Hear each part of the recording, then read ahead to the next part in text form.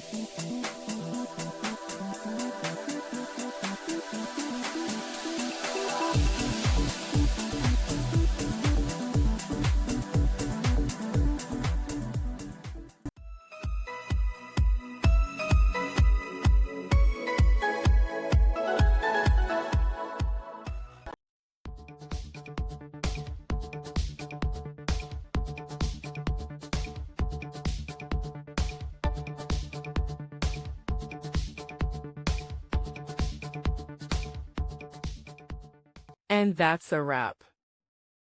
I hope you found the answer you were looking for. If you did, take a second to hit that subscribe button. It really helps out. And let me know in the comments which solution worked best for you. See you next time in the debug zone.